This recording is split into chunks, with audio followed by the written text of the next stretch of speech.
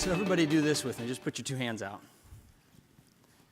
Now turn them and look at them.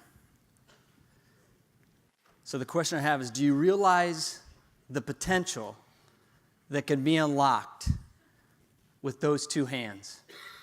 See, it's greater than any technology could deliver. It's more powerful and transformational than any politician or government could ever do. The question is, do we believe it? Do you believe it? So I've been on the road a little bit in the last 5 months. In fact, I've been in over 15 cities, spoken 18 times to thousands of chiropractors and chiropractic students on one thing, that right there. Certainty in the power of a chiropractic adjustment. And this is what I ask, and I'll ask you guys. What happened to the certainty in the true value and purpose of chiropractic? See, this is BJ.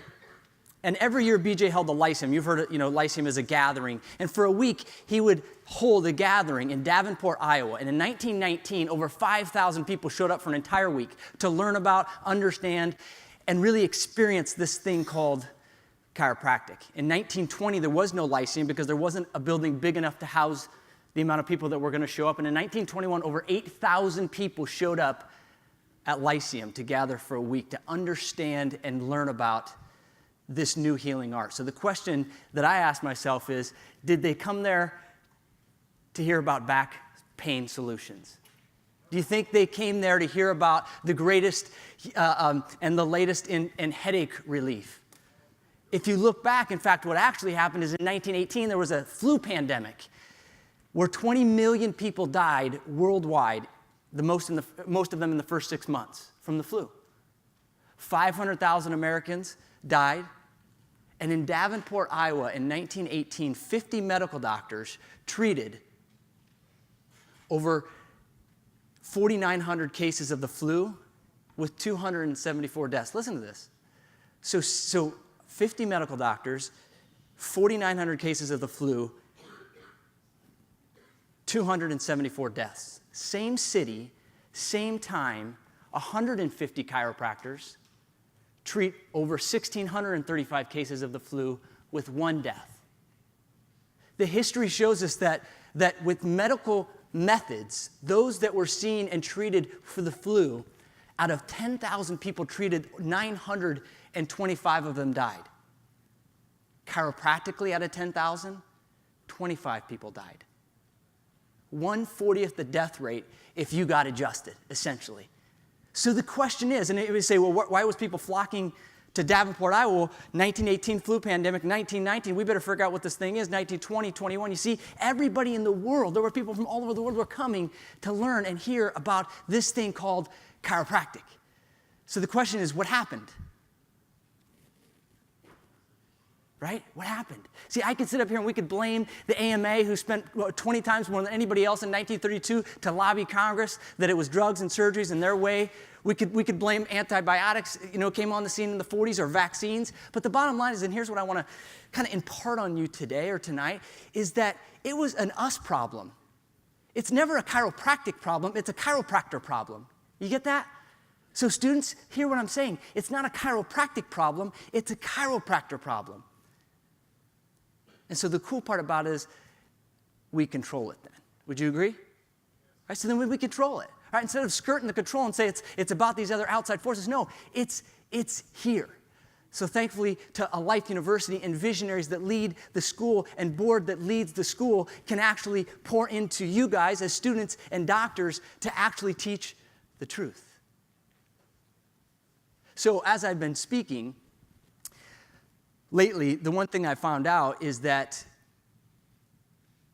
much like myself, I find chiropractors that we seek solutions, or we're looking for solutions, or this thing that maybe some of you can relate to, this stamp of approval, this stamp of approval. We're looking for this stamp from outside sources. When, if you hear nothing else that I say tonight, listen to this one thing. Do you know the most important people that we have to prove it to is who? Ourselves. Do you believe that? right? So listen, do you know that over 80% of communication is nonverbal? That means it really doesn't matter what you say, it matters what you own. It matters what's deep down, like Dr. Landy just said. Like, it matters what's inside you, not what you say. So it goes back to it. And listen, I can relate. Seeking approval from outside forces. Listen, this is my story. Imagine this. So imagine you grew up in the most hardcore medical family. So imagine this. So this is me. Your mom's a nurse over 33 years. You know, when you grew up, it was, every pain, ache, symptom, it was doctor, diagnosis, drug, or surgery. I had not one, but two ear tube surgeries. I had my tonsils taken out, right? I have 7 siblings, right? Same mom and dad, 7 siblings. Everything was, doctor. So imagine that. Then imagine this. The person you look up to the most, which for me was my oldest brother, goes to medical school. Then the second person that I looked up to the most was my second oldest brother. He goes to pharmacy school. Then the third one, my sister, she goes to occupational therapy school. And let me just tell you, I looked up to my brothers for a lot of reasons. I mean, these guys were the stud athletes. They were the stars of the town. They were homecoming kings and popular and good grades. So there was a reason I idolized them, and I wanted to be like them. So then my sister becomes an OT. And then as a middle of 8 children, I was always seeking that one thing that doesn't come in large proportions. Attention. Right? And so watch. So my path changes, and I go to chiropractic college. Imagine that. The opposite end of the spectrum compared to the rest of my family. So believe me when I say I understand trying to seek approval. And then I'll never forget it. So my first trimester in chiropractic college, I listened and I heard the chiropractic story for the first time, the real story. And I remember leaving that venue, and I called my little sister Abby, and I said, Abby, our dad had recently had a heart attack. And I said, and I was in my 1983 red Honda Prelude.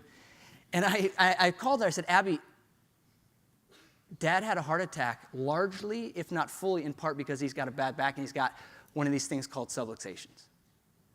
And within a few short days, word got back to Mike and Tom and my mom. And I'll never forget, that respect that I was trying to acquire was quickly shattered. In the words of Dan has left the reservation. Okay? So I get that. I probably get that more than most of you get that, seeking approval. But at that point, I told myself, I'm going to go prove it. The driver in me said, you know what? I'll prove it then. And so I set myself on this path of learning and seeking and understanding this whole thing we call chiropractic. Why does it work? What does it work? What's the philosophy? Why does it make sense? And so I'm telling you tonight, again, the number one person you have to approve this to is the one you see when you look in one of those. There's a reason why they say the convinced and convicted need not say much, because it's inside. Dr. Landy, I'm sure he doesn't have to say much to a new patient, right?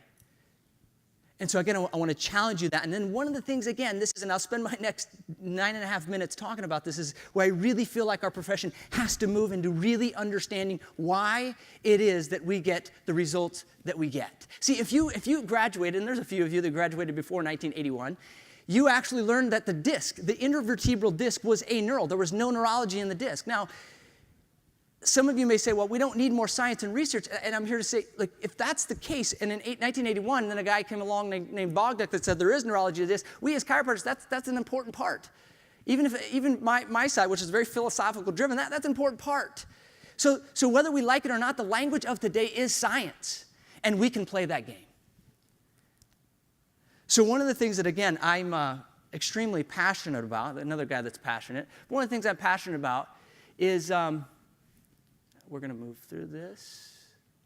Is understand. Listen, maybe you're a CA in the room, or maybe you're a spouse, and maybe you're a new to chiropractic. It's not weird. Think about this. It's not weird if you tell somebody that if you've got a heart problem, if somebody has a heart problem, that they may have a big toe problem too, and it's affecting their immune system, it's affecting their liver and their stomach. Like the public, that's not a far-fetched. Would you agree? Like, because it's your heart, right? They were like, it's your heart. Well, why can't we say the same thing for the spine? One of my passions is to say, if we understand this spine, if we understand it to be what it is, do you know that the greatest effect an adjustment has is on the brain? The greatest effect that the adjustment has is on the brain. Therefore, if it's on the brain, then it's on what? every piece of human performance. And we have the best evidence. And I don't want any of you to, for a second, to be able to back down to anyone at any time, anywhere. That's one of my slogans lately. Anyone, anywhere, anytime. If I walk out here, and we walk, I said this last time, if we walk into a mall down at, wherever, or a church or a, school, and we ask 100 people, what do they think chiropractic is? What's the answers? What are the top three? Back, neck, pain, quack, crack, right? So again, we have to own that. And we want to improve market share. Well, my thing is, then we better change the conversation. If they understood that your spine is more of an organ than it is a hard set of bones, it starts to change the conversation. We know that all the neurology in and around the spine is there, right? You see the Sperry quote, some of you have seen this, the Candela Schwartz quote, 80% of all baseline activity comes due to mechanoreceptive input, which is where? The majority is in and around the spine. They're finding out in science that the spine is the motor for the brain. And some of you are saying, well, is that philosophical? Yeah, check 1927 Stephenson's special sense cycle, right? This is why I love this stuff, because I want to know what it is we do, why we do, how we do it, and how we can better explain it to them to increase what? Babies and kids getting adjusted, to increase market share. So here's one of the studies. I don't like to get too heady. Here's one of the studies. So I don't like to get too heavy, but this is one of the ace in the hole studies. This was a study done. A guy used I was out of Japan. A guy used a $3 million PET scan, and he put people under it and see what happened to the brain when you adjust them. And he found out, listen to this. He found out that when you actually adjust somebody, you reduce the sympathetic nervous system, and listen to this, you decrease stress hormones, you improve heart rate, you improve breathing, you increase ATP, and all brain function. So why is that important? If you take that study and you combine it with another study out of 2009, again, I'll pull this together. I'm not going to get heady on you here. Another study in 2009 showed that by doing that, he said we decrease these things called hormones. And when you relate that to this study right here, these hormones directly influence. The guy named P.J. Fitzgerald showed that if you increase certain hormones that the adjustment decreases, these are increased risk of cancer, glaucoma, but you see it. So you could go into anywhere, anytime, anyone, and really have the data and the bulletproof certainty, and more importantly, the evidence that supports that. So Thomas Edison said this. He said, the doctor of the future will what? Interest his patients in the care of the human frame, and in diet, and in the cause and prevention of disease. So I had an opportunity to speak to a group of medical doctors about a month and a half ago. And part of my reason wasn't to try to convince them or give them to approve us. It was to get them to respect us, respect chiropractic. And I say, I may apologize that you haven't heard this yet and you think it's back and neck pain. I vehemently disagree based on the evidence, and I'm going to show you that. But here was the one thing I looked at them, I looked at all of them in a nice way. I didn't do it that mean. But I said, you don't heal, you don't heal, you don't heal. The greatest doctor is not in this room. The greatest doctor does not stand over a chiropractic adjustment table and adjust people. The greatest doctor is not in an ER or not in any sort of medical facility. The greatest doctor is where? Inside. Inside. So therefore, if we know that the greatest doctor is inside, and that we as chiropractors seek to remove interference by honoring that greatest doctor, that means that you're the best doctor because you remove interference to the greatest doctor, right? So listen, and I'm telling you, we should not bow down for a second, right? I know it may be some other doctor. If you honor that greatest doctor, you become the best doctor. Thomas Edison said the doctor of the future will give no medication. So I believe the doctor of the future could regenerate brain tissue, stop and reverse postural and bony degeneration, or take part in the brain tissue, the postural bony degeneration, take part in being able to help somebody address pain 5 times better than anything medicine has to offer, improve immunity with no negative side effects, become a best anti-aging solution by telomeres and lengthening those. And by doing that, would you not agree that you would become the most relevant doctor in a culture? Well, guess who does that? Guess who does that? And you may say, do you have evidence to support that? I do. And I see some of you taking pictures. One of the things I like, I think it's in here, one of the things I like about technology, if you want, I created a PDF of all of that. how we as chiropractors affect that. And if you want that, all you have to do is text to that number, first name, a space, and an email. It'll come right to your inbox. So listen, Reggie Gold said, a couple of things. One thing he said is it's all about body chemistry, and he was absolutely right. And I don't even think he knew how right he was. Based on the best evidence there is today, supports what he said way back when. I said this last time. The other thing Reggie said that it was pretty spot on. He said chiropractic is a lot like sex. Even when it's bad, it's still good. That was Reggie. That wasn't me. So I had an opportunity to speak to a group of MDs. I created this poster, and I walked in there, and I began to explain this. Listen, I didn't create this poster to explain every single pathway and track to a patient. That's not what it's for. It's to say, look at this. We affect everything in your body. The problem is 85% of what goes on with an adjustment, you don't feel. So we better be able to explain that on some level and not just borrow my belief on it. There's evidence to support that. And so I created that to say, look at that. Would you not believe, like, the awe of that? And the other part is don't mess with us. Don't mess with us. Okay, don't mess with us. We know what we're doing. We know that there's evidence to support it, and we can, back it up to anyone. So I walked in there, and I guns ablazing to these MDs. I was there. It was a good experience, and the result was pretty cool. Hopefully this video will play if it's here.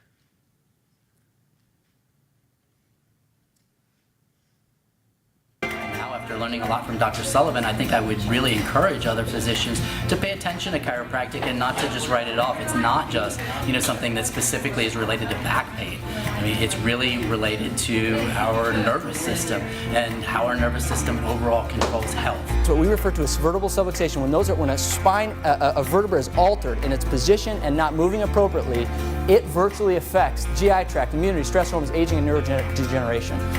No doctor heals anybody. The power that's in the body heals. A doctor's job is just to remove interference. There's in chiropractic, we not only just believe that, we recognize that fact. It's not about borrowing my belief or my philosophy. We recognize the fact and the best literature that supports that the body is self-healing and self-regulating. The best doctor then, his job is to remove interference. And so I'm going to show you how a chiropractic adjustment, the power of a chiropractic adjustment, literally removes interference. I think I did understand to some extent that chiropractic played some role. Obviously, there's some central control over the sympathetic nervous system. I was not quite aware of how much of a role it played on the parasympathetic, on the sympathetic chain, and its overall effect on visceral health, and especially on immune health and macrophage function.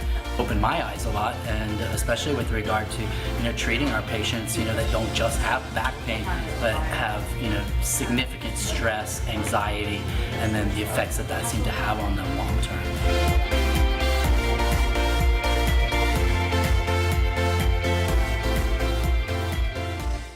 So when I got done, this guy in the back of the room, his hands were crossed. He was an MD. He comes up to me, and I'm kind of backing away peripherally. I'm kind of checking out the room. I didn't know what he was going to do. I'm looking at his legs. I'm like, I could go for a double leg here.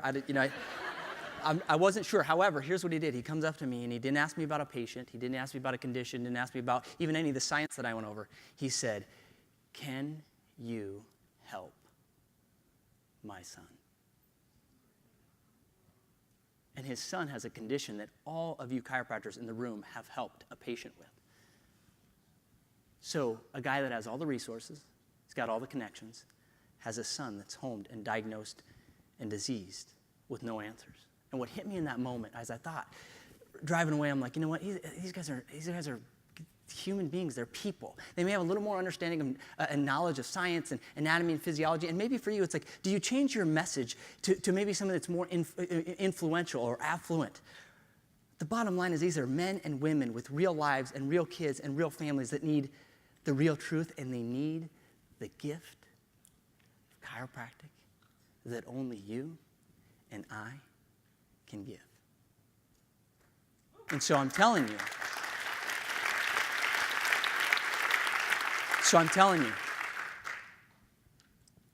and I'm a work in progress. I wasn't in there to go seek their approval, and I would just encourage you, every one of you, to not seek the approval from the outside, seek the approval from the inside. And I'm working on it, but I'm going to tell you this. As I've been working through it, as I have come into that, it's crazy that when I approve myself, I get the respect from the public, from patients, from my peers, and ironically, my family. When I got it on the inside, they get it on the outside. Flip the switch. You can flip the switch. Flip it this weekend. Thank you. God bless.